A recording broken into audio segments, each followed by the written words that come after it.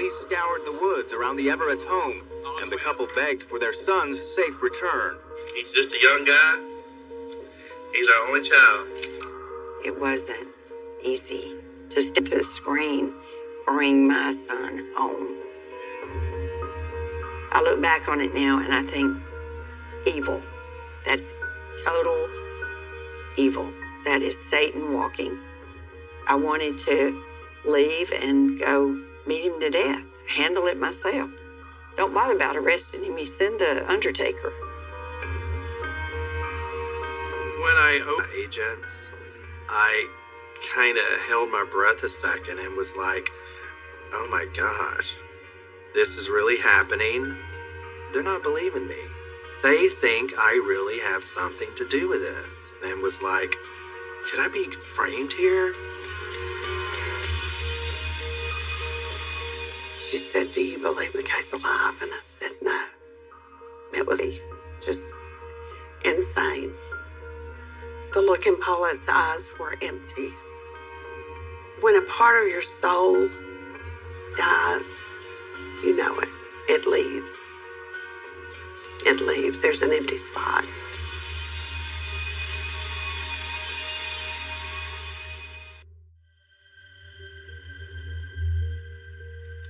You just find it really hard to wrap your head around a child being abducted.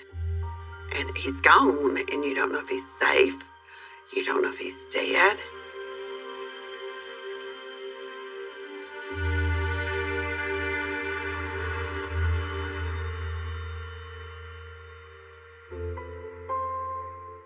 The first Christmas that Paul, there was an instant bond with McKay and myself. McKay immediately sat in my lap, and he looked at the tree and said, is all this for me? And most of it was. And from that day on, it was an instant bond. McKay came always, and we did nothing but play. We played all the time. We rode the four-wheeler. We fished. We picked blackberries. We cooked. He wanted to buy ice cream. He would eat ice cream out of the whole container in the recliner. There was no no's at my house. It was all yes. Whatever you want to do. Whatever you want to do.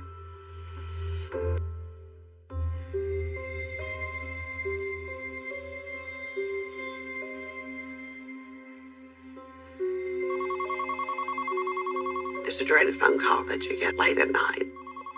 And you know that there's something terribly wrong when you get that phone call. My first question is, what's wrong? My sister said McKay there was very little information given, and we didn't know at that point whether McKay was okay or not.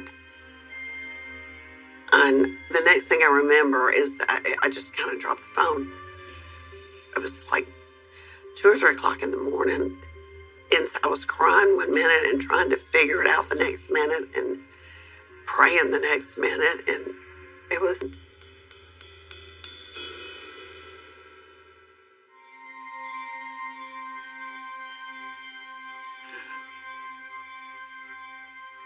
I have a girlfriend once that said,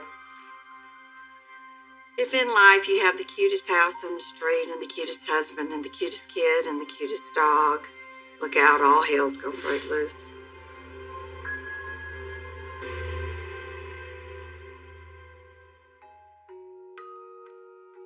Carl was much younger than myself.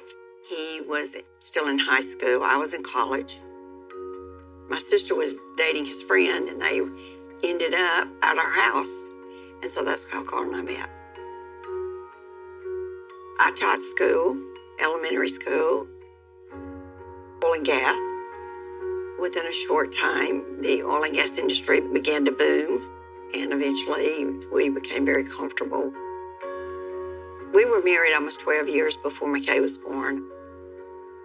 We had figured maybe we could not have children. It was a difficult pregnancy.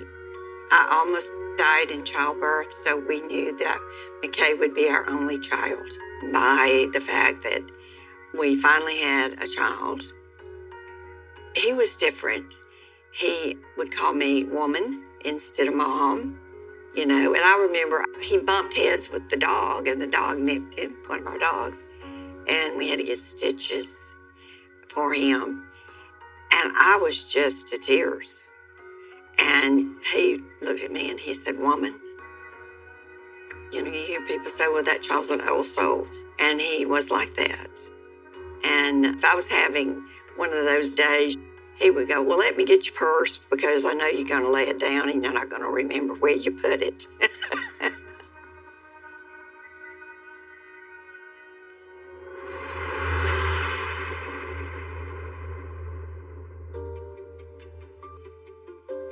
We had an alarm system to turn the alarm on. And McKay knew, don't open the door. We knew he knew because several months before, someone's alarm went off and the sheriff's department had come out. And he wouldn't open the door for the sheriff to talk to the sheriff. He talked to him through the door. So, he had been taught, don't open the door. Left.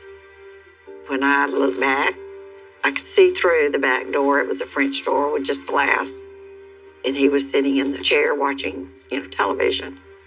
Then he had his feet propped up on the ottoman, eating ice cream and enjoying himself. Happy, smiling, not a care in the world,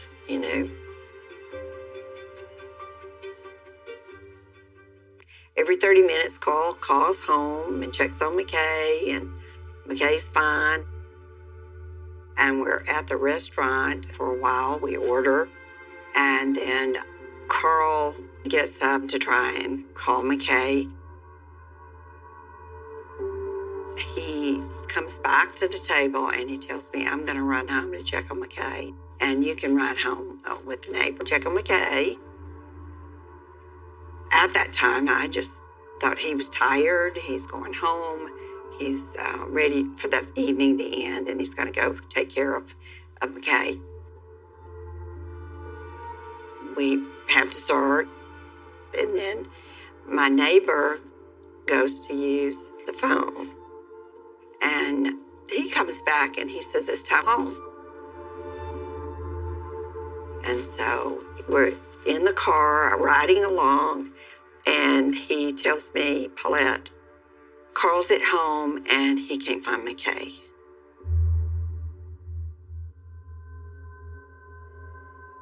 You think, am I dreaming? Or did I hear that right? Child. I get home and Carl is in the front of the house on the front street. I have no idea what's happened. There's crime tape, and I look, and already there's fingerprint dust all over the door frame and everything.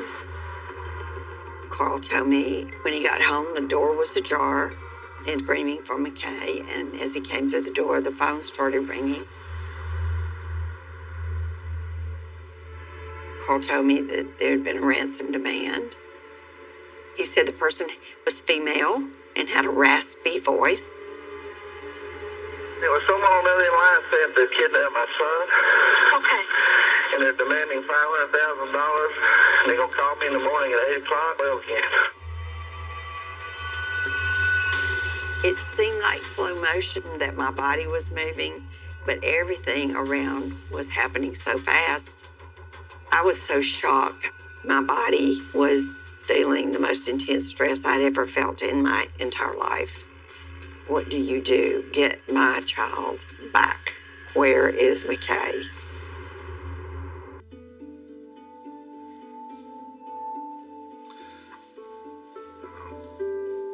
This is how I remember them. This is how I always want to remember them.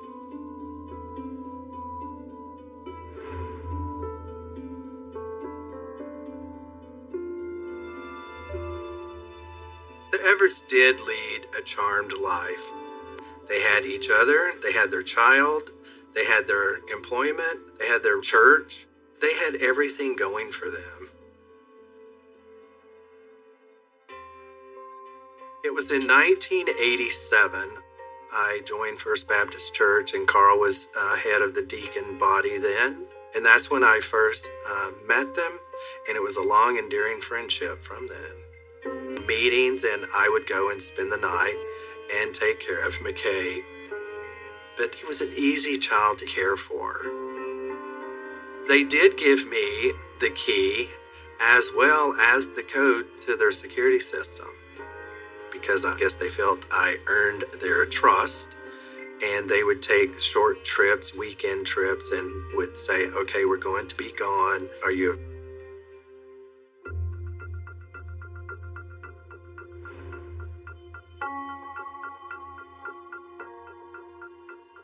So Wednesday morning, I'm at work, and the phone rings, I answer, and it's the school librarian. She was a friend from church as well.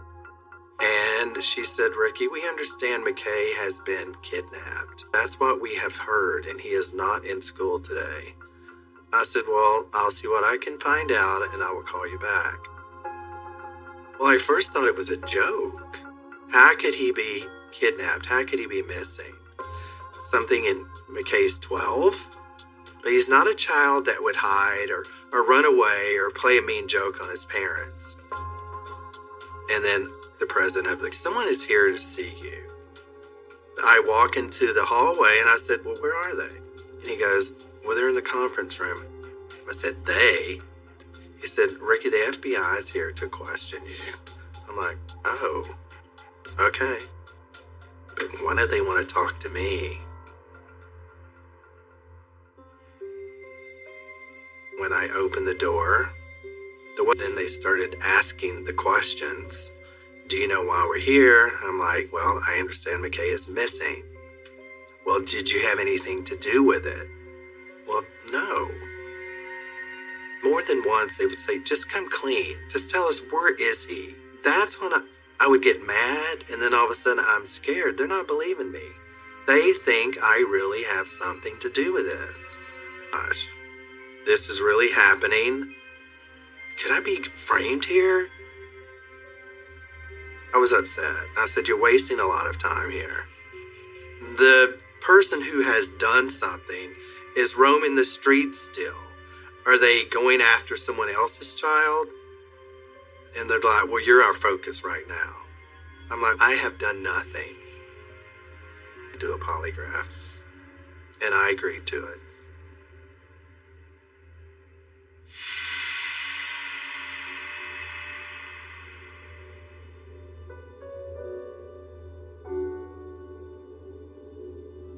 When I arrived at Paulette and Carl's, it was total chaos.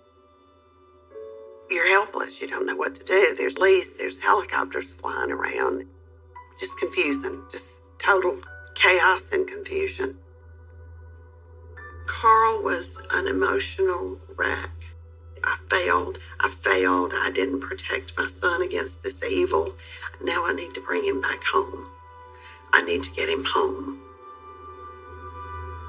Paula was a total mess. I could hardly walk. And she started crying. The tears. And all I could do was just shake my head. And she said, he's gone. He's gone. McKay, what am I going to do? He's gone. We have to find McKay. I felt like when I had to hold it together. I was not to cry. And I was to say everything's going to be okay. Everything's going to be fine. And that's what I had to do.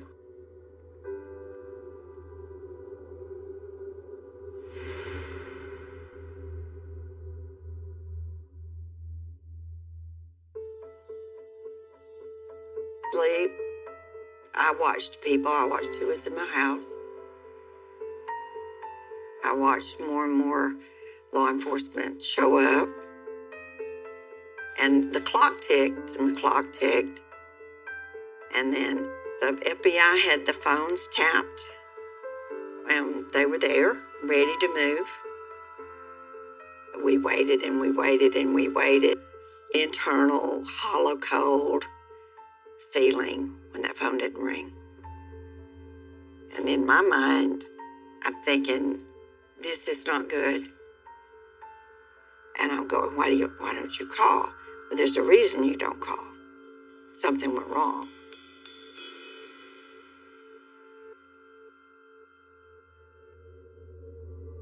The clock ticked.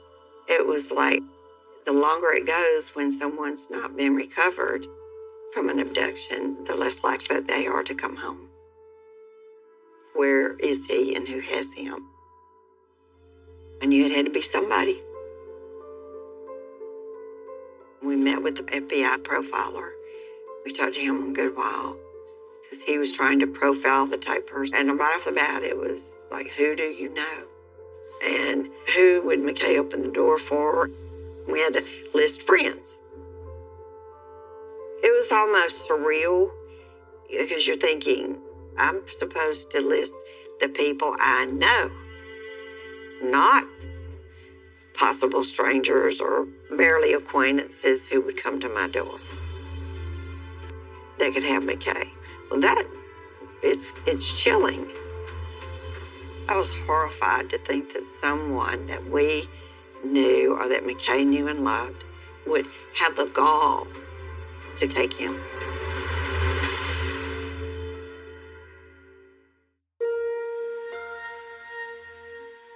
I was very humiliated to fathom that I could harm a child. I have a hard time killing a cockroach. I would never harm a child. And I do know that the ransom caller had a raspy voice, so does my sister, and that I had a key. And someone said, well, you know, he does live on the east side, and he probably did it for money. Stop. That is nuts.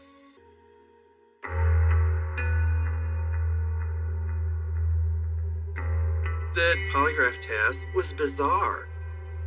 Where were you the night of the 12th? Can you get someone to verify you were there? Do you know where McKay is? Do you know anyone who would have harmed him? They'll ask a question, then there's a pause. I said, well, what do you think? And he said, you've done nothing, get out.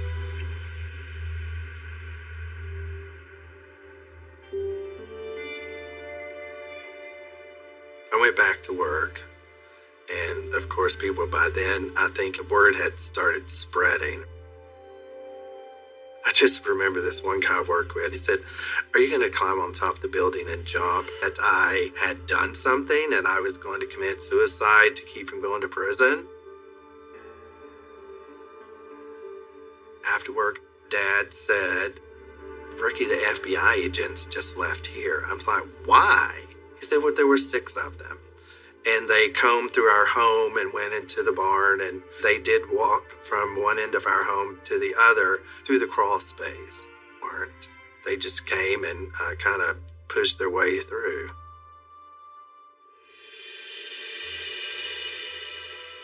Once I was cleared by the FBI, the next morning, Carl sent word through a friend, ask Ricky to please come see me. So I went to see him, and we went into his office. And that's when he said he'd find McKay. I said, I know. I know it's not about me. I know they're trying to find your child. It's not about me now. They needed to find the child.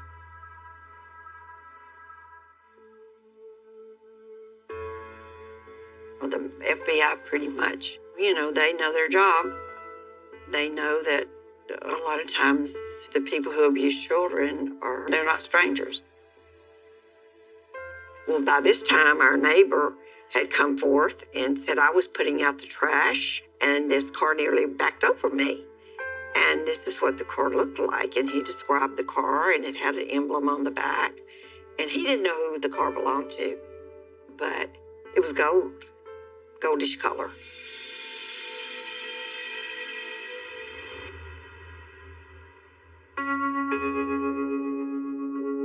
Initially, when we met Hilton and his wife and their 2 sons, they seemed like just the average family. The kids played Little League. Hilton coached Little League. Hilton Crawford had prior experience working in law enforcement, and he was in the security business and worked for Hilton, Uncle Hilty, in the South, just as a gesture. Sometimes kids will say, "Oh, that's like my uncle, Uncle Hilty." At some point, Hilton did approach us to go into business with them. He calls Carl, and he wants Carl to invest in, and he tells Carl that he would need to say our financial statement for us to be a partner. And I said, I don't know anything about the restaurant business, and so I don't want to do anything with that. And I told Carl, I said, don't ever release our financial statement to anyone. I didn't know, but Carl released our financials to Hilton. Every day, knowing that Hilton Crawford had a bird's eye view of what a ransom demand could be or not be.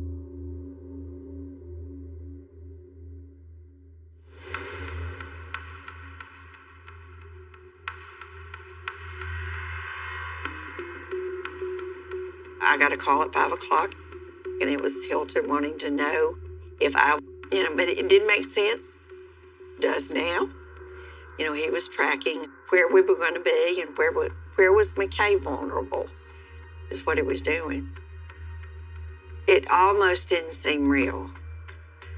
And it was like someone had hit me in the gut. How does someone go from that mindset that I'm going to be a monster, just a total evil being?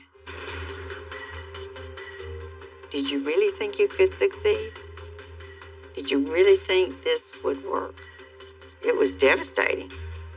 I wanted to leave and go meet him to death.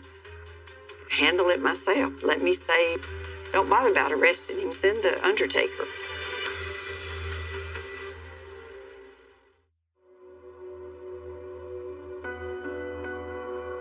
The time waiting for some answers was excruciating. It was long. It seemed like months would go by, and it would be maybe hours. I believe he was still alive. I don't think Paulette was processing all of it. She was not good. I felt that the worst had happened and that McKay was gone. However, I didn't share it with Paulette. Maybe I felt like it was allowing them one more peaceful day until the final word came. McKay's alive, and I said no. The look in Paulette's eyes were empty. It was an emptiness that I guess nobody feels until they've lost a part of their soul. When a part of your soul dies, you know it. It leaves. It leaves.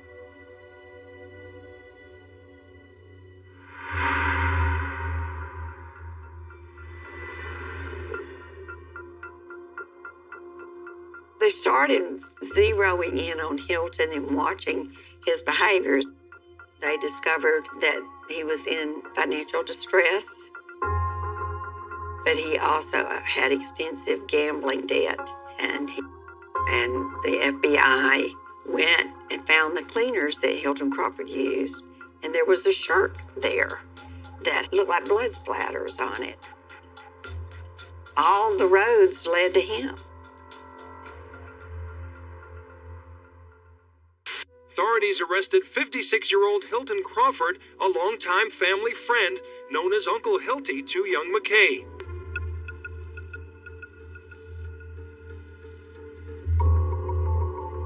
He gave very little information. He's blame shifting to a Remington. He's only admitting that he took McKay and that he did not act alone. The woman that made the ransom demand phone call was Irene Flores, the security company. I don't really care at that point who did what. I just want to know where McKay is.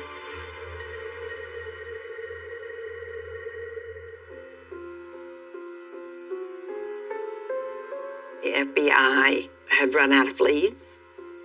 They didn't know where else to look or who else to talk to. Go to Hilton Crawford's wife, and I want you to tell her that she is to take her 2 sons to the jail, and she is to not leave until Hilton Crawford draws a map of where McKay is. I think they were hoping that maybe if Hilton Crawford had to face, it would stir him to a point of drawing a map. Because at that time, the FBI felt certain that Hilton knew where McKay was located. And I can assure you they were running out of options. So we drove out there, and Hilton's wife came out. And I said, and go to the jail and asked to visit with Hilton. And I said, you ask him to draw a map of where McKay is located. And I said, don't leave without that map. She just looked at me. And I said, I need to go home.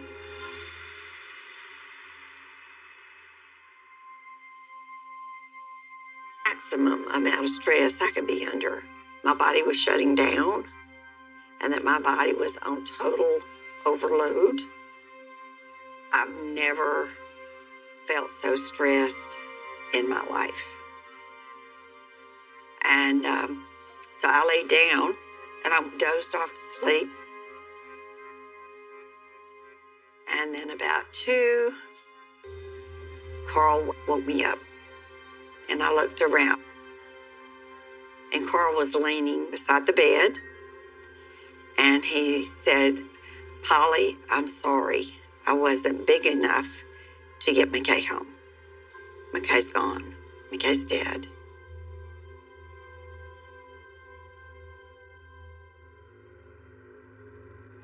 Stopped. I tried to move. I couldn't. I tried to speak. I couldn't. And my mind was racing, and I told myself, you've been in a car accident, and you've been in a coma, and you're coming out of the coma. I was creating a scenario, a storyline that I could live with. McKay's gone. McKay's dead.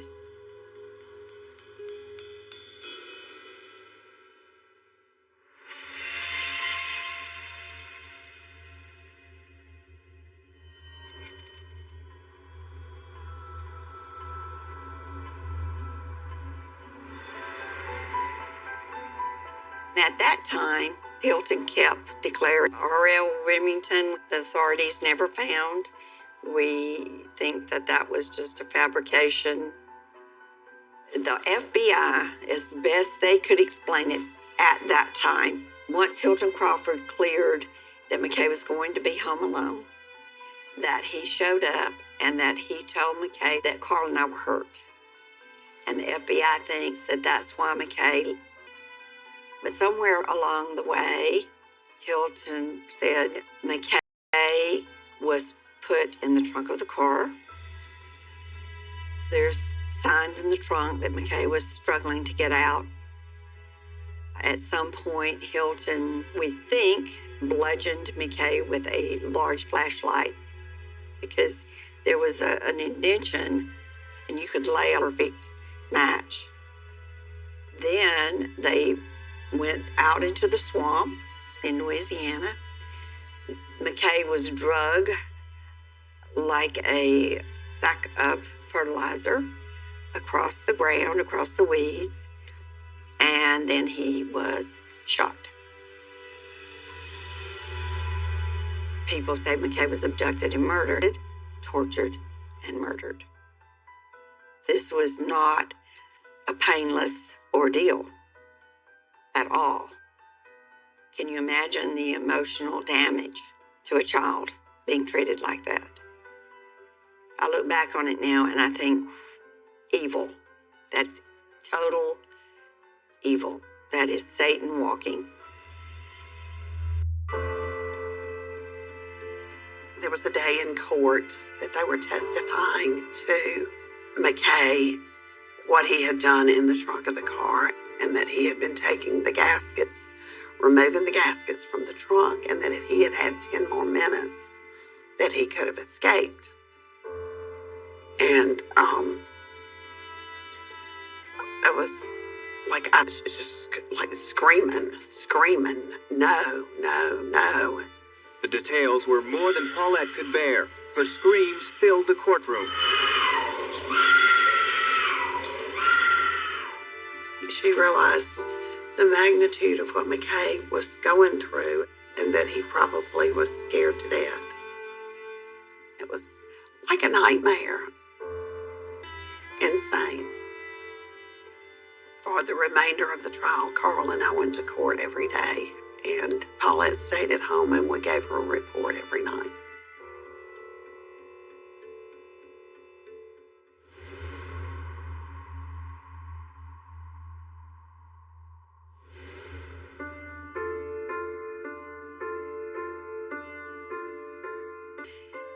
Evil won that battle. Not the war, but that battle.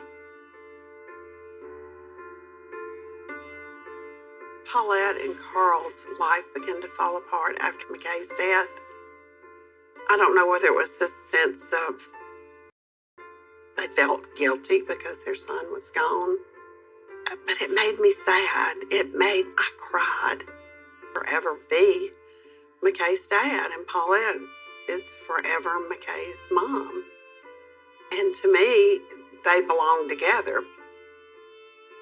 But the battles that you fight, the internal turmoil that goes on when you lose a child is it's different for everybody. You feel guilt. You feel it just made them grow apart. And McKay was the glue that held them together for so many years. And a good glue.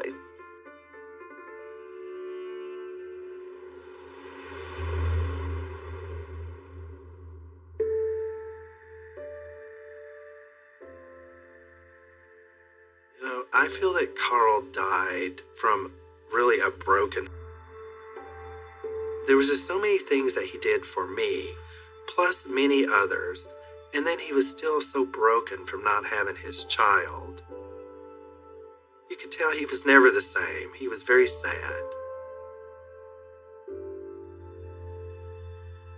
Hilton was evil. To take someone's only 12-year-old child, he would have to be evil to do what he did.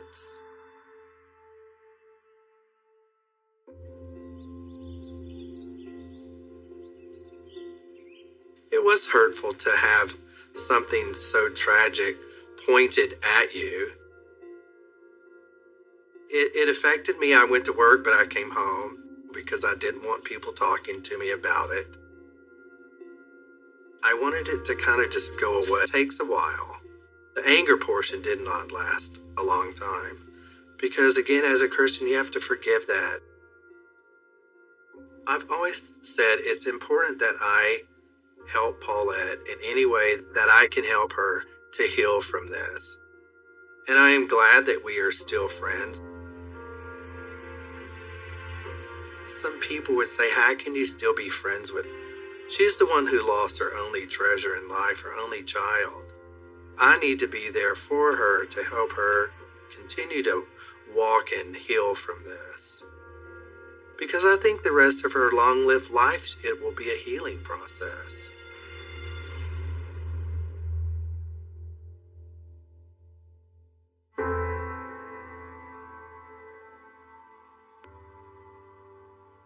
When I requested everything from the district attorney's office, they told me, we don't think you want that.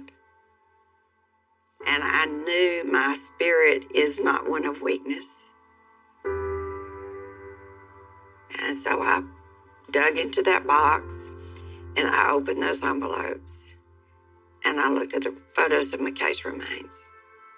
Horrific brutality that I saw in those photos of what had happened to McKay what he had endured, that became my North Star to move forward.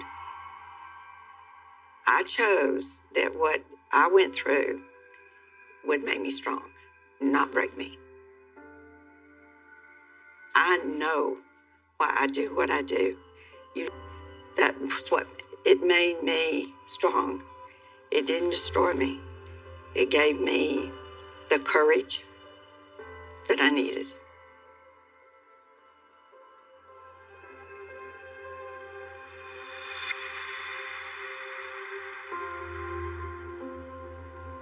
For years, I thought I would not go to the execution.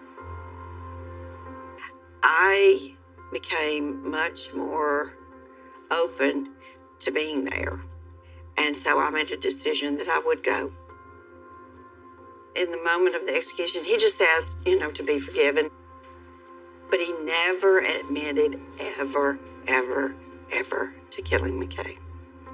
And I am of the opinion that to receive forgiveness from God, if you don't own it,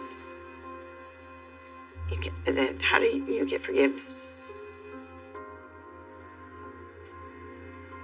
And then they pronounced him dead. And I was like, it's over. This part's over. Now, my part of grieving McKay, wishing I could hear him bang on the piano and run through the house and slam the door coming in and out. Those days will never come again. They're gone. But he's not going to hurt anyone else. And that was important to me, that evil. This case was a burden for over 20 plus years. I wanted Aaron interviewed. He was the only person that I knew that was at the house. And I knew that children were little tape recorders. My dad killed my mom, and then he threw the gun hitting on the bridge. What a memory. This is a picture that he drew of his house. He puts his mom and his dad, and he puts a gun in it, pointed from his dad to his mom. This case changed my life in so many ways, and I was blaming myself that this wasn't going to be answered.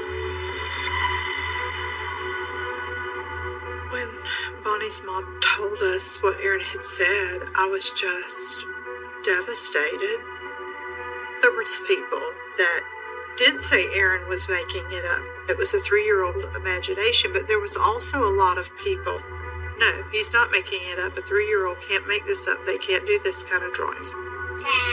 That's your dad?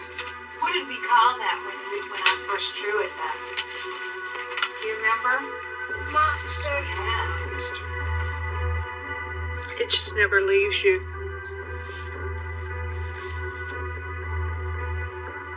Can we just stop for a second? For years, I had this crazy notion that we were going to find Bonnie, that we were going to find out exactly what happened, justice will be served, and that we would all be a happy family again. But that didn't happen.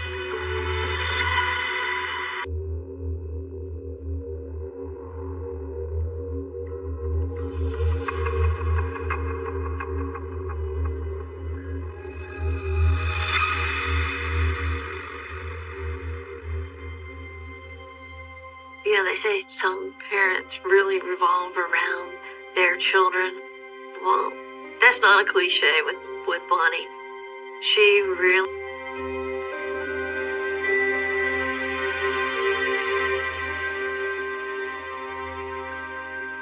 Bonnie started dating Mike in high school. And they always just looked so beautiful and perfect together. And she just seemed perfect for Mike. The two of them just seemed to, well, she seemed happy. She always wanted to have that perfect family. Having Aaron was something that she's always wanted. Aaron made Bonnie very happy. At no time, Aaron.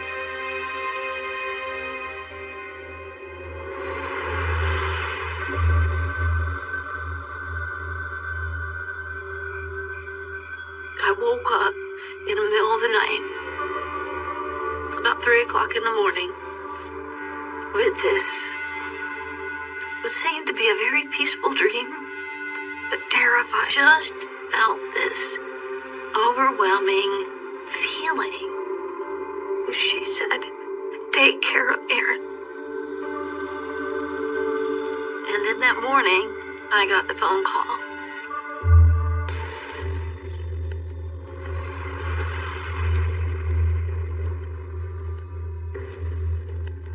First she said, "Do you know where Bonnie is?" Which is very odd. It's a Thursday morning. Typically she would be at work with Yvonne. And I told her, "No, I don't know where she is. Why?" And Yvonne said that her purse has just been found in a hotel dumpster. We didn't know where her car was. So it was just, can we find Bonnie? Okay. They're trying to figure things out. It probably won't be there too much longer. Okay, just hang tight.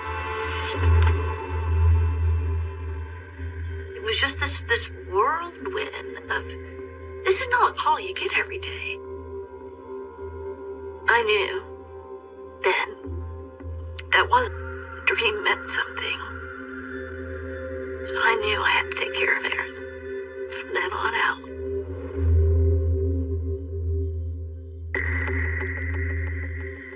Bonnie was my niece by marriage. She was married to my husband's nephew, Michael Hayne.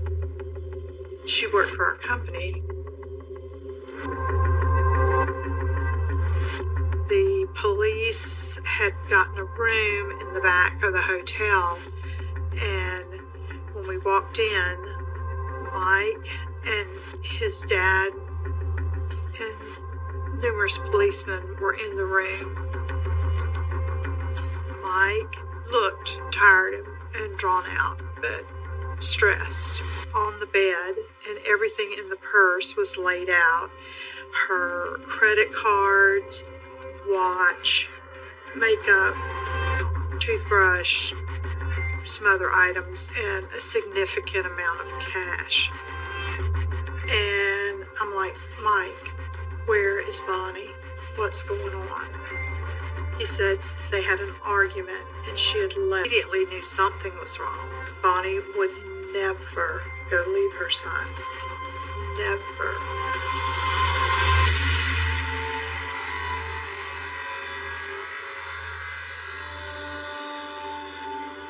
When they found that purse, that's when everybody's life changed. It's changed my life in so many ways. No.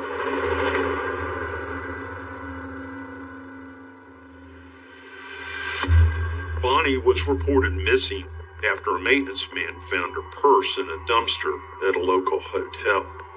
The only person that I can ask or has told us anything is Mike. Says she gets upset around 11 o'clock, she leaves. 2 or 3, he leaves.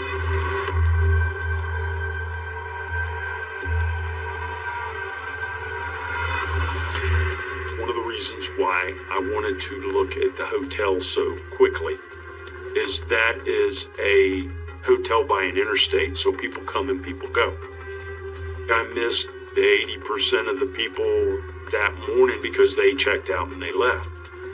So I had to go back having to chase the leads.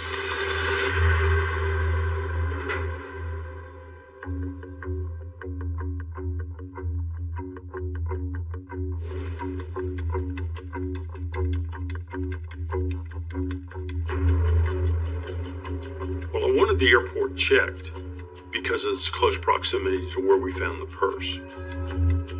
I don't think we were out there detectives, and one of the airport police found Bonnie's car in long-term parking.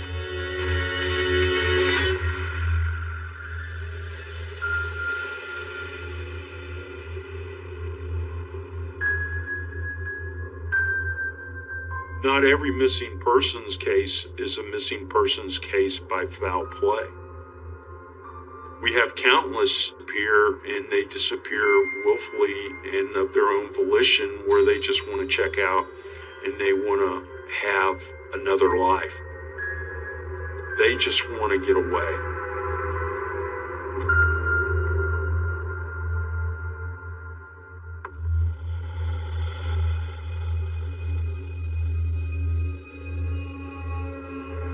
The seat been indicative for a woman Bonnie's size to have driven it. Whoever drove the car appeared to be taller than Bonnie. And they've discovered a shoe print in the bottom of the car on the driver's side. The evidence technician's position was you could not get in and out of the car without disturbing the print. That shoe print was left by the last person that drove the car. It heightened my concern that something was amiss, that maybe the car had been dumped. None of the airport police had seen her. I did not have good feelings. I felt that something was terribly wrong.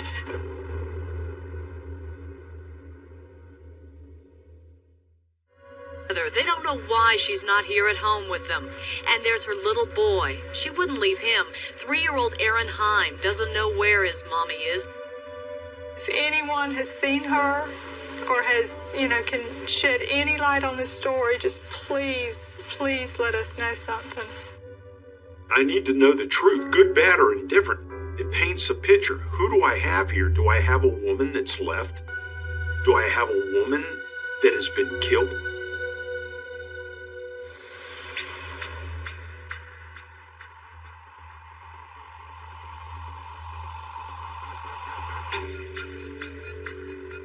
Bonnie had put a deposit down on an apartment. Her plans were to leave when Mike was out of town on the 27th of January. And then she had gone and had given a friend to hold money for her. As that picture starts to get painted, I start to realize there's a lot more going on here. As I interview more family, I find that Bonnie has had a brief affair with somebody else. When we got him down to the station, he seemed to be... When did you last see Bonnie? Oh, might have been a week ago. We questioned him pretty thoroughly about whether or not he was involved in her disappearance and what was going on. And he was willing to take a polygraph. He passed the polygraph. I felt very comfortable, and we did.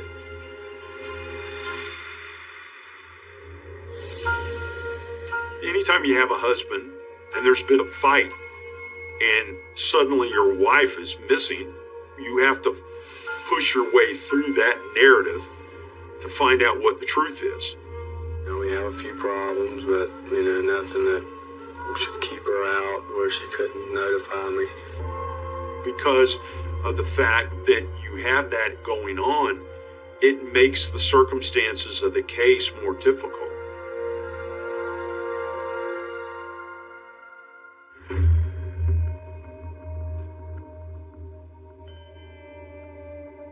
So when we went to the house with the sergeants and the crime scene guys, we were looking,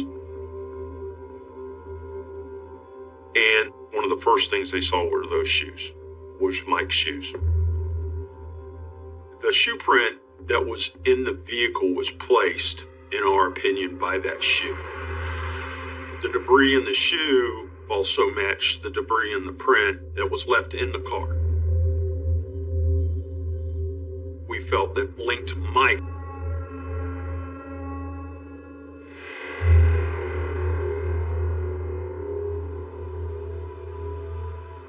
Mike had gotten up and had walked out on the advice of his attorney.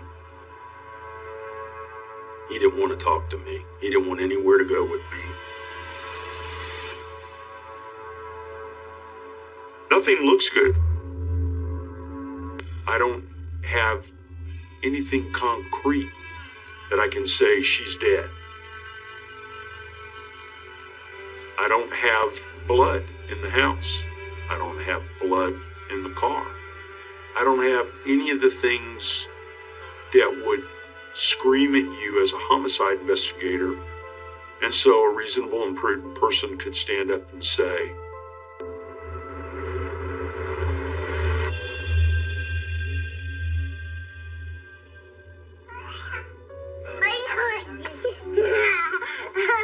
I wanted Aaron interviewed. He was the only person that I knew that was at the house. Children were little tape recorders.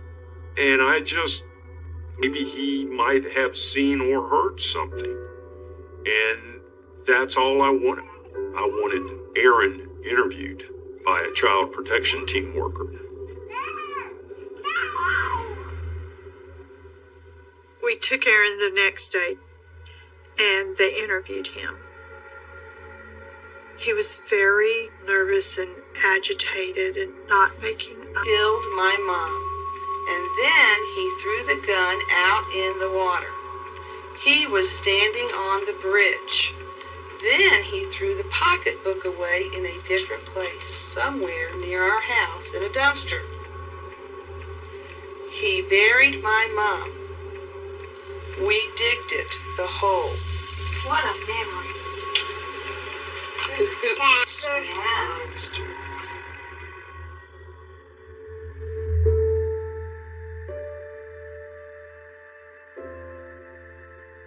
When Bonnie's mom told us what Aaron had said, I was just devastated.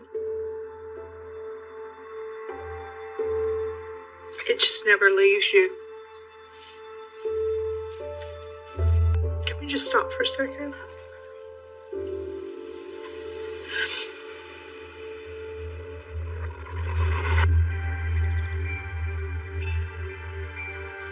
That Friday afternoon, Aaron was placed in my care.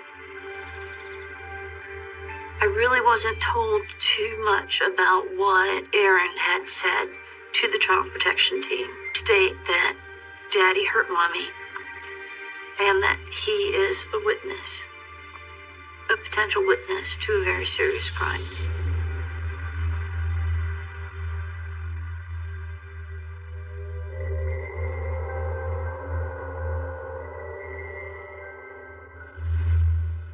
My parents are saying he's this perfect son-in-law. It breaks my heart. She got a boyfriend and wanted to live a happy life with the boyfriend and would leave her son behind. Those that really know Bonnie knew that life wasn't so perfect. Not behind closed doors. They knew that he was controlling, abusive. They knew that Mike had a short fuse. He's always had a temper problem.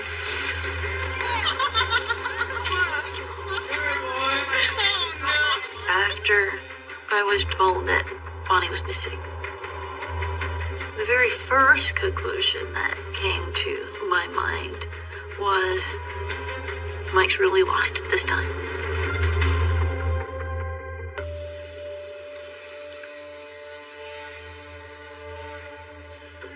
This is page 4 and 5 of the child protection team worker notes.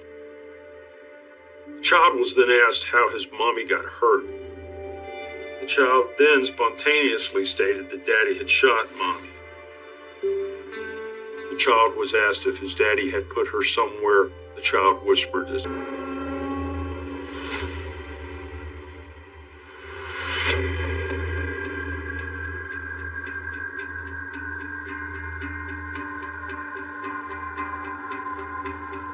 You think you might be able to help me?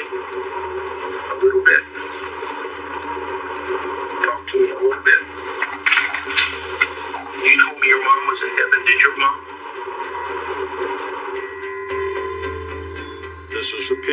he drew of his house.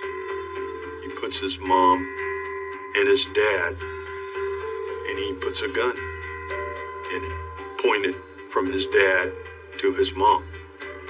So that's not what I would consider typical of a little kid's drawing. We went and we looked at obvious disturbed areas, but there was absolutely nothing in that backyard that looked like a fresh grave had been dug.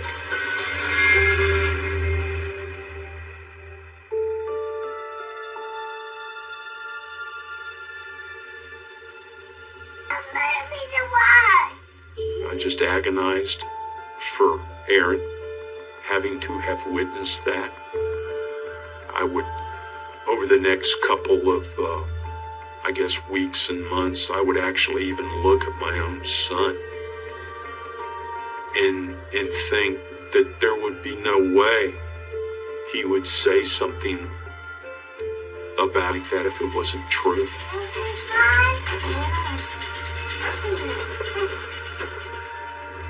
What else could he tell us? What else was locked in there?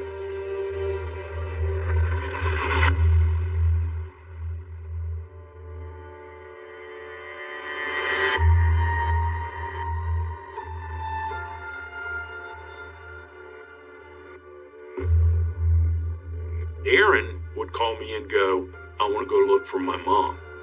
Or I would get a call from Liz. I go get him. I put him in the front of my unmarked car, and off we go. I believe that's the only witness to this homicide, and I believe that he knew where she was at.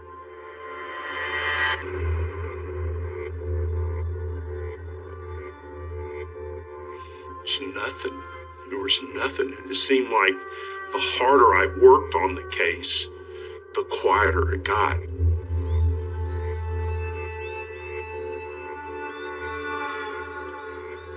You know, I was raised by church-going godly parents, and,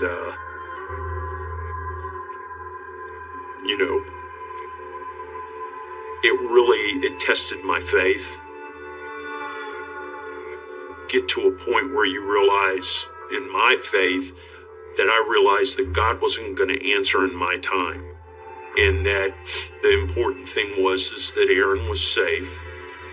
I had done everything I could do.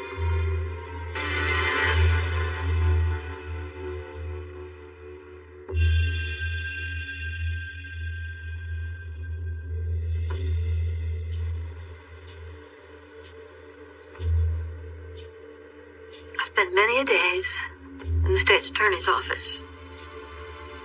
The state attorney didn't think there was enough evidence to put him on the witness stand.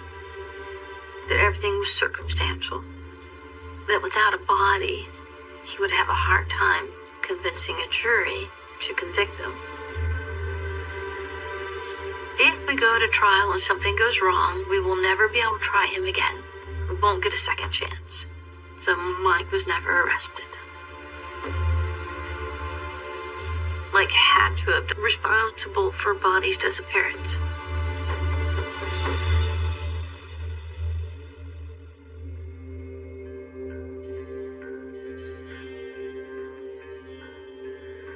I had to open the door and let this monster come in my house.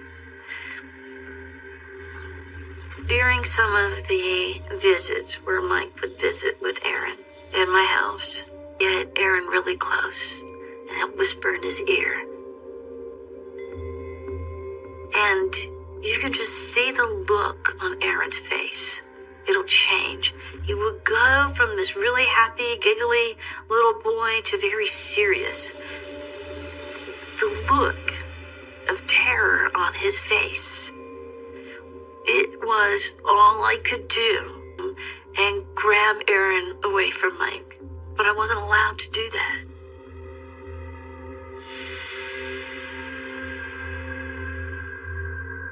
I felt very, very helpless.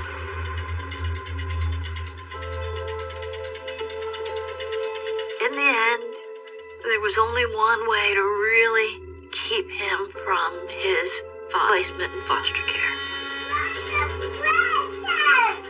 Once he was placed in foster care, those visitations could stop. Then he could start to feel protected. I would have loved to have him continue to be my son. I just couldn't bear seeing him in that pain anymore. That decision.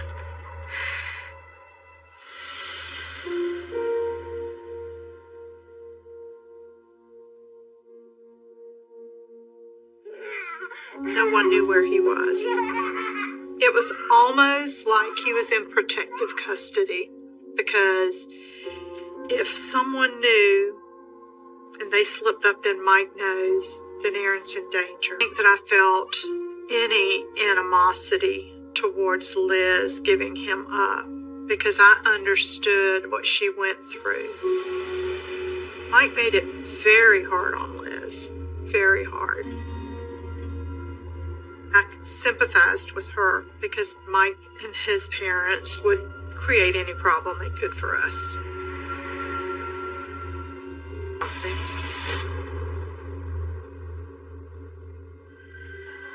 We were in a restaurant years ago, and we walked in, we sat down, and there's this little freckle-faced boy across from us. And I looked at him.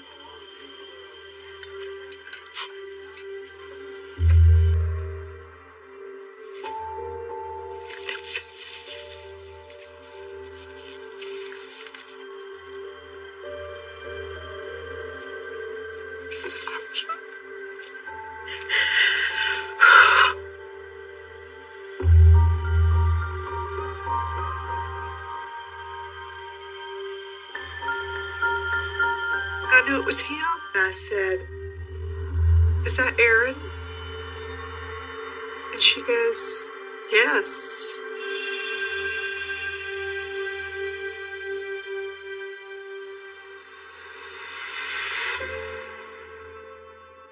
It was maybe high school before we reconnected with him. And then we started, and at that point, I knew he was okay. He did miss out on his biological mother. He has no memory of Bonnie. He knows who she is. He's seen pictures, but he has no living memory of her, and no memory of what his foster parents have just done an amazing job raising him and loving him.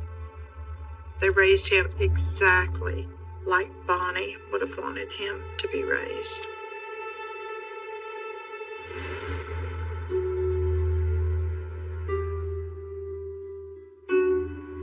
Mike and his parents decided that they would try to get some money, and they wanted, so we in turn thought, we'll help Aaron take Mike to court on a civil suit, making him responsible for Bonnie's disappearance. And they issued a judgment against Mike.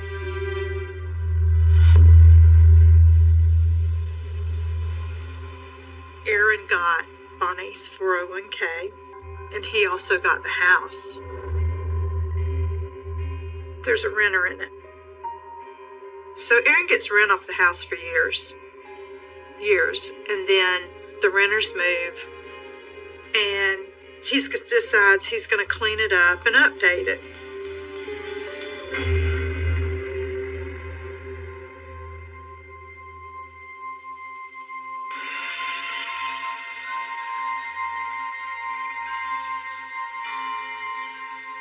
I was at church, and I had missed a phone call from not only Aaron, but I had missed a phone call from his foster mom. So I called back, and she said, "We're at the house on Dolphin Avenue. We've found Bonnie." I was just... I'll be right there. I just began to weep. And I was blaming myself that this wasn't going to be answered. I remember saying to myself, I never thought you hurt me.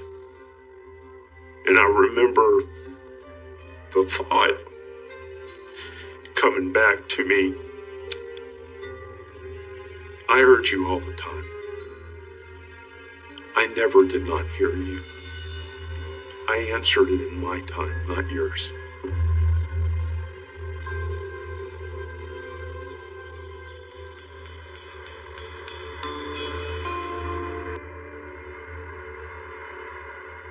Aaron just walked up to me and we just hugged. Then I walked up and I saw her. She was against the foundation of the house. And I just kneeled. Most of the victims are very, very private. I had a quiet conversation, and it was a very thankful conversation. I had looked for her for a long, long time. But the actual content of what I said, that's between me and her and the Lord.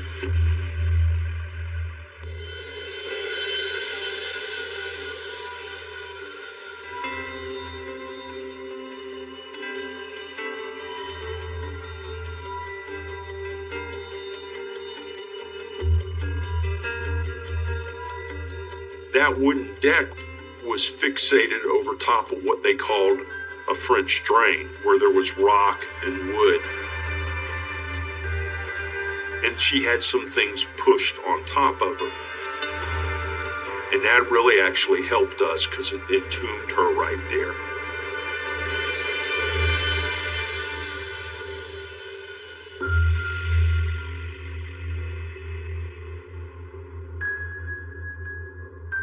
I was under the impression that the dogs had searched the backyard. And so that was a mistake that I made. I had missed her. I mean, that's all I can say is I missed her. As hard as I looked everywhere else, I missed her there.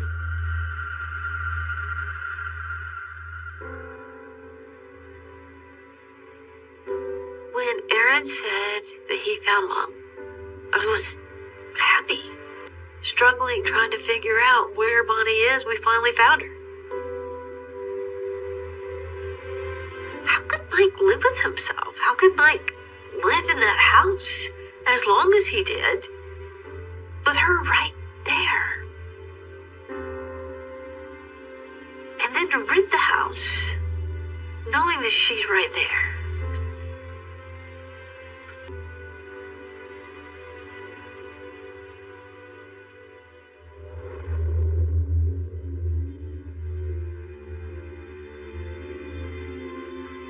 We'd like to go over, if we can, just the circumstances where she disappeared. I will not make any statements at all. Nothing at all, or nothing about that? Nothing about anything. Okay. I'm going to read this aloud to you, okay? Test issued Friday, this past week. You were the last person to have contact with your wife at that time, Bonnie Lindheim. You were the only person who was in a position to have been person who killed her and disposed of her body.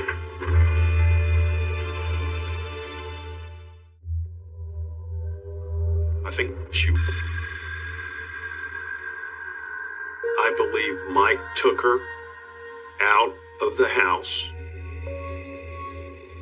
He carries her and he puts her in the grave right there. I believe he buries her and Aaron is present. Or either on the way to the airport or on the way back. There's a misdirection by putting the car at the airport.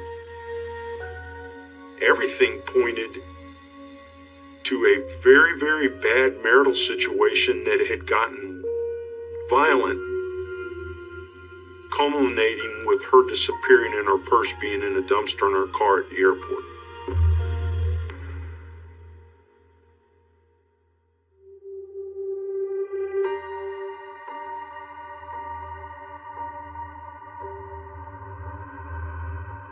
Aaron and his wife and a van and I were at every hearing leading up to that trial. We wanted to make sure that the judge and that Mike saw us and that we were there representing Bonnie.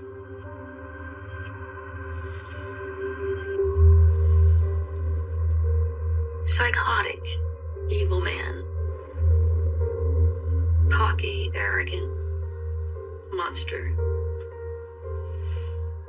He seems to have no remorse, and he knew he got away with murder.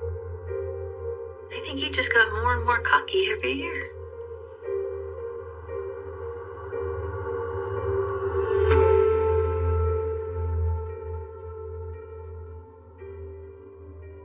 I accidentally busted up the bag, and I saw what I describe as I picked up the coconut object, and it ended up being the top portion of her skull.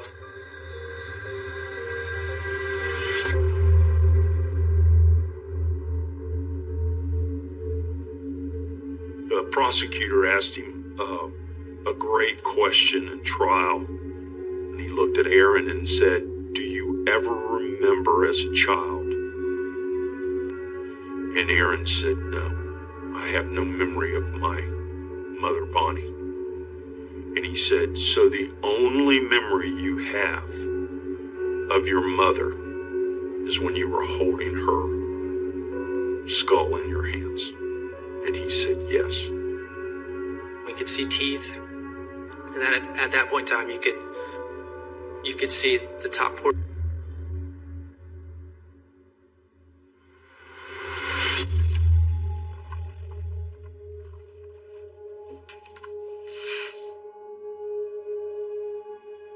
Just before Bonnie died, she went to her best friend's house, and they went to the park with all the kids. And she snapped this picture, and it's absolutely because she is truly happy. When you look at this picture, you see her life, and you see how happy she is, and how much she loved Aaron. So we had this, the photograph blown up. And made sure that the jury saw this picture, but they never got to really see Bonnie. We really wanted to make sure they saw Bonnie, her vibrant, alive, and happy. During the trial, they showed pictures of the site when it excavated it, how she was bent over, folded up in that little tiny space. Yep. But it's kind of hard to block some of that stuff out. And whenever those images pop up in my head, I just gotta look up at this picture and go, no, this is my sister. What we saw was not. But this is Bonnie.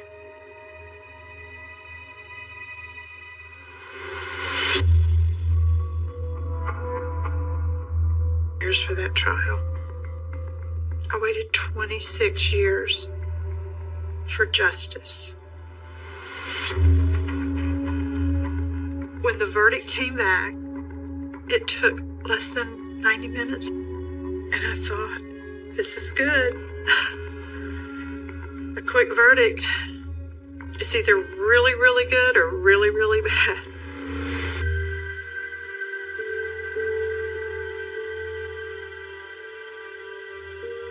My heart just jumped.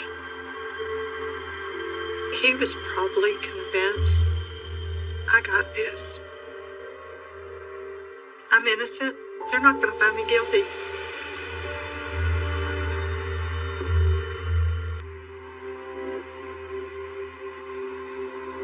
I went out to her gravesite and just sat there to let her know she's never forgotten. She's never going to be forgotten.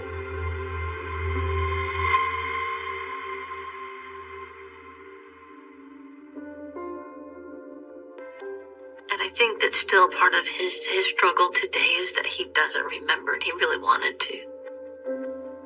And it was just a very, very traumatic thing to put a child through. My parents still feel that Mike had nothing to do with Bonnie's disappearance or death. They don't think that that beautiful grave is Bonnie's.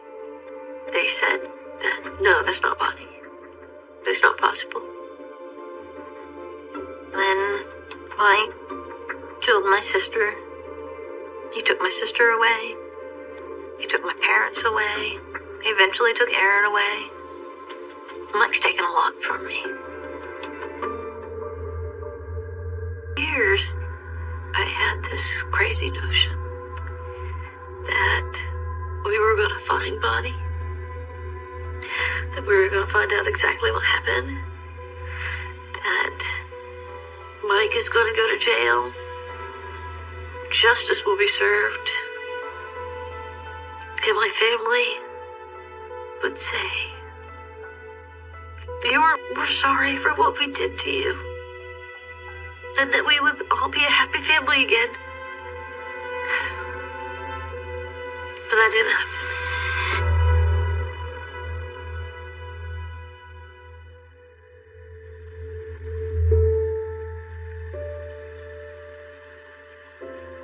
When I say I carry the burden with this case, plus years, it was hard.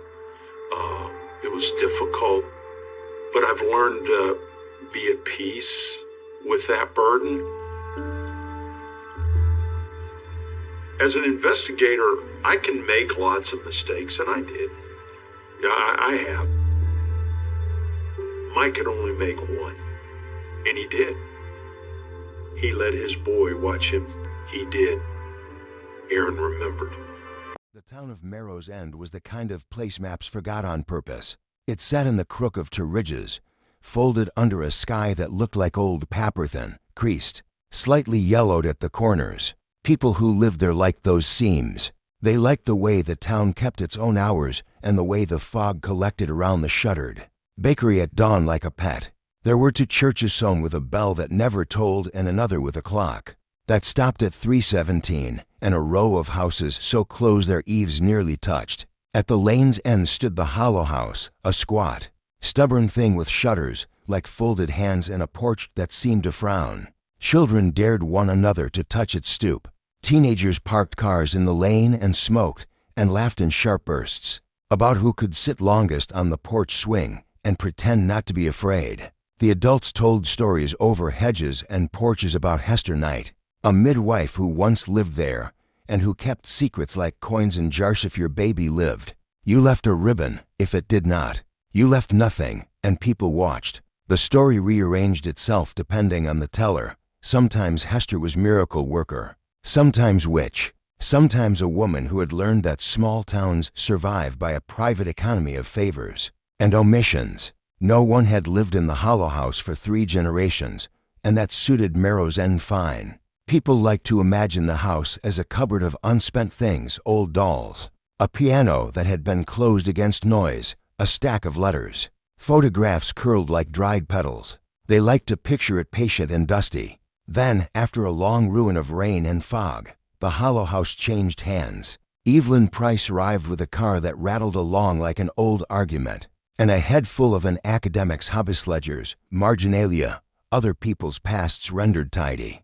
She specialized in cataloging small histories, parish records, rent books, the quiet violence of municipal minutes. She moved because her marriage had ended in small, precise ways, and because cities sometimes make grief too loud. Merrow's End offered the kind of silence that felt like permission to unpack, permission to rearrange. The Hollow House sat at the end of Hollow Lane like an old sentence. Hedges had been allowed to fester into thickets. Windows were boarded with planks crossed in hasty X. as if someone had tried to stop light from coming through. A brass knocker shaped like an owl hung at the door, and when Evelyn pressed it, the sound that traveled across the wood was dry, and final like a single coin dropped into a well. She moved in with a plan. She cleared rooms with the same economy she used to clear archive shelves, remove, catalog, store. She hung lights that made the ceilings look less cavernous. She found small notes tucked behind skirting board shelf, a recipe, a child's rhyme. The words not yet on a scrap of paper, and cataloged them in a ledger that felt like an altar. Date, item, location, remark. It was work that calmed her. It was a way to make things accountable. On her third night, a sound woke her, a low, staccato tapping that seemed to come from within the plaster itself. Evelyn traced it the way a historian follows a clue. Beneath the sitting room wallpaper, she found thin incisions in the lath, tiny marks repeated, carefully spaced, as if someone had been counting. The lines formed numbers and initials: K. 12, JT. 9, man felt as alive as fingerprints. She chalked them in her notebook. The rational part of her offered sensible explanations: previous renovations, a child's habit, a mason's mark. But another part, the old small voice that kept her up over marginally, felt a prickle of attention. Names have weight. They hold shape. The house's second sound came 3 nights later, a slow dragging, like a fingernail pulled along the inside of a bowl. Evelyn traced it to the parlor. The piano sat there, its keys a ragged mouth. When she lifted the lid, she found the mechanism hollowed of hammers and felt, as if whatever music it knew had been removed. On the underside of the lid, in faded pencil, were words: keep the names. We will come for the tally. The handwriting slanted like someone who had been careful with language, because language had been their business. She slept badly after that, waking with the impression the house listened. Neighbors came with casseroles and suspicious affectionates. Kate's with lavender sachets, Tom Muir with a jar of pickle sand. They gave warnings folded into pies. Hollow places take what you feed them, Mrs. Kate said, voice low as a secret. Evelyn smiled and wrote it down as fieldwork. A scholar's instinct is to demystify. Then the house asked a question. It began in photographs. Beneath the stairs, Evelyn found a sacking-wrapped box smelling of peat. Inside were snapshot sepia, curled with people who might have been grandparents she never met. A woman with luminous eyes, a child clutching a doll missing an eye. On the backs were names in different hands, and, on one, a phrase that tightened her chest, given LR keep. She made notes. The initials recurred in the lath tally marks. LR appeared at intervals. Someone had at different points written keep, return, and sometimes left an empty space like a pause. That night the tapping changed rhythm. For taps, too. Through the wood she heard speech, old syllables braided with wind. Give us the list, the voice seemed to say, muffled as if through cotton. Evelyn laughed into the dark and returned to her ledger, writing, found, box of photographs, observations, repeated initials, possible ritual tally. Days folded into a pattern. Photographs shifted places. One on the mantel when she had left it on the piano. Another inside her jacket pocket. Small things vanished: a brass thimble, a button, and reappeared as offerings. A neighbor's dog asleep on the parlor rug. A child's shoe on the pillow. The house traded, and what it took had a logic. It wanted tokens with stories. Evelyn's ledger grew.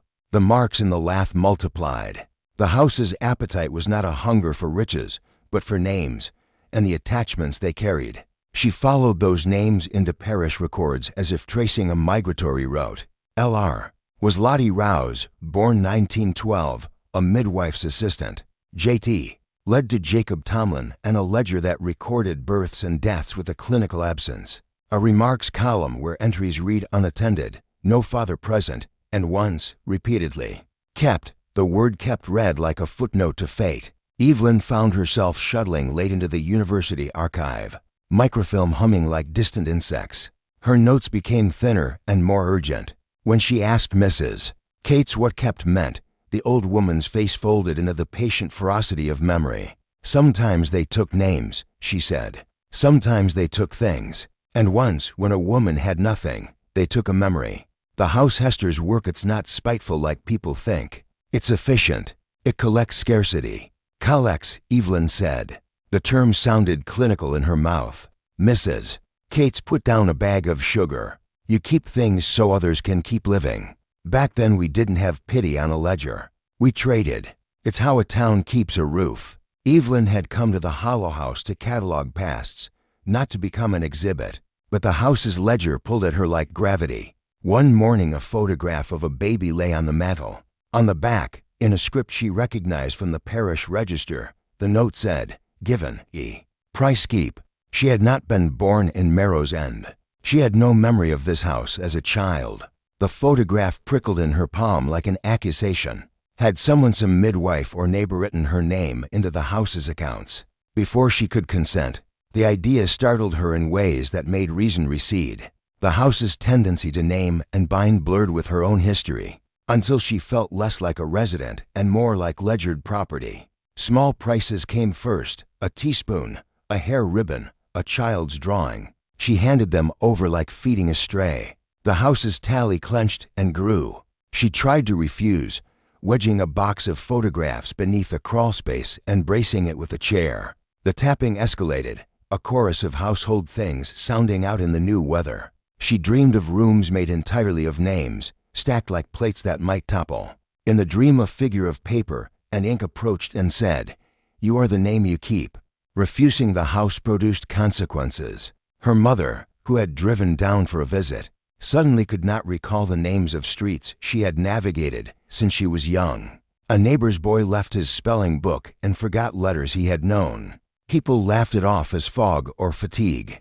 But Evelyn felt a thread linking the house to the forgetting, an appetite that spread. A child knocked at her door one evening, rain on his shoes and a wooden horse gripped to his chest. He had found the toy by the river, he said. "Can you keep it?" he asked, innocent and practical in the way only children are. Evelyn hesitated. She had returned a photograph once and seen its ripple of relief and took the horse. The house accepted it. That night a photograph of the child's family was beneath her pillow, their faces a notch in the ledger without the child's name on their lips. Then the house's requests became heavier. Not trinkets, but memory weights. A neighbor forgot an anniversary. A baker lost the recipe everyone had loved. Small erasures multiplied. The ledger's margins filled with notations like easing of bearer, 3 days. Local amnesia, partial. Evelyn tried to counteract it by returning items when she could. Once, she tracked a photograph back to the grandmother of the boy with the wooden horse and handed it over. The woman cried and pressed the photograph to her chest as if it were a pulse. For a time the forgetting eased, but the house adjusted. It reached beyond objects to names in the world, living people whose remembering sustained families. A mother would blank on a child's middle name. An elderly man would forget the face of his brother. Forgetting was thinned and scattered like ash. The ledger tightened like a noose. The house had learned that names are currency. To hold a name is to move the town's balance. Evelyn felt the role of keeper pressing into her. People slid envelopes under her door. They asked her to deal with things. She learned to weigh the cost each time. To keep this photograph would spare a family grief, but bind the memory to the house. To return it might restore someone's remembering, but invite the ledger's hunger for an offset. She grew blunt and practical about mercy, recording outcomes in columns. Item kept effect observed. The columns filled until they bent like the spines of old books. She tried negotiation. She staged gatherings in her parlor, a few neighbors and the persistent, practical-minded. A chorus of voices learning to speak the names aloud. They read recipes, recited the names of streets, rehearsed births and birthdays until the air felt full and less appetizing to a thing that fed on silence. Children learned to sing names like charms. Bakery owners stamped initials into loaves. It was clumsy, sincere, and it bought them breathing room. In the quiet hours, Evelyn discovered another ledger tucked behind a loose panel. The Hollow House's own account book. Its pages were thin as breath, ink faded, columns counting names beside dates. It cataloged exchanges made in older times when the town could not spare charity. Without a trade breast fighting for rent, a favor for a favor, a memory for medicine. Hester Knight's hand had left terse annotations, kept reserved for village and, in a different ink, binding, necessary. Confronted with those entries, Evelyn understood the house as both jailer and archivist.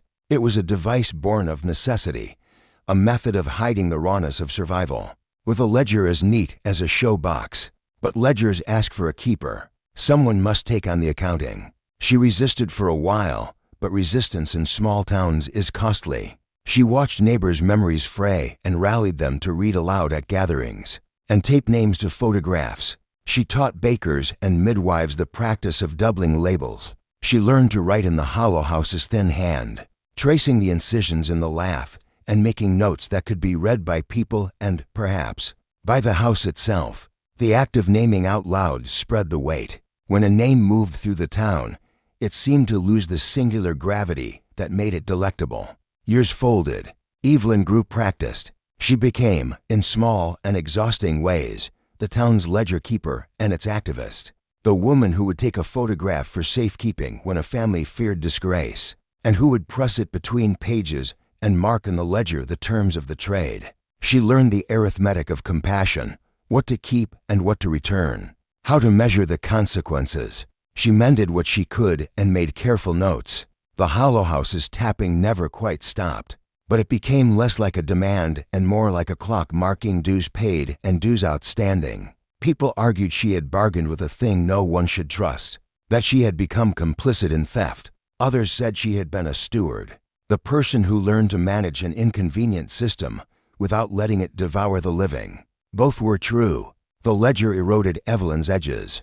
Her hands trembled in old age like pages turning. She slept sometimes with the ledger at her bedside, its spine softened from handling. She had kept so many names that she could feel them line her ribs. On her last night she sat at her desk and wrote a single line across the ledger's last clean page. Keep the names. Give them room to live. It was less a command than a plea. She left the book in a drawer for the next person, folded the town's manners into ink, and slept.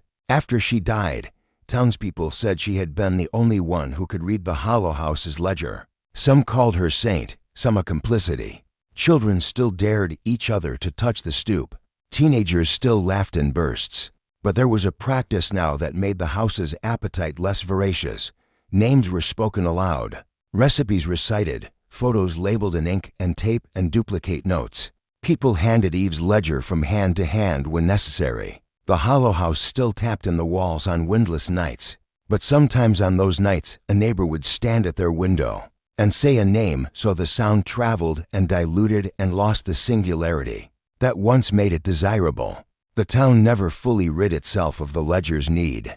Nothing that long-standing slides away cleanly, but the community learned the cost of keeping and the virtue of sharing memory as a small, practical defense. The hollow house remained at Hollow Lane's end, patient as a cupboard, and sometimes it still rearranged photographs. When that happened, someone would gather the street and read all the labels aloud, so the house could not fold a name into a secret alone.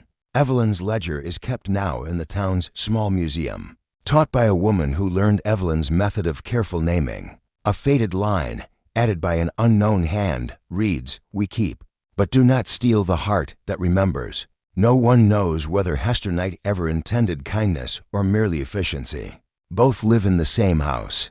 Children run past the porch with borrowed courage. Couples in love post names on bread tags and tape them to frames. The hollow house taps its old rhythm. Sometimes the tap becomes a memory's metronome. Sometimes it is just wood settling. On the nights when the moon is low and the fog rolls in like someone breathing through a shawl, a hush gathers on Hollow Lane. People step outside and call the names they carry. The sound moves through the town like a small, steady tide, not a bargain or a bargain's end, but a community attempting to hold its own story together so the house, if it must keep, cannot keep it all alone.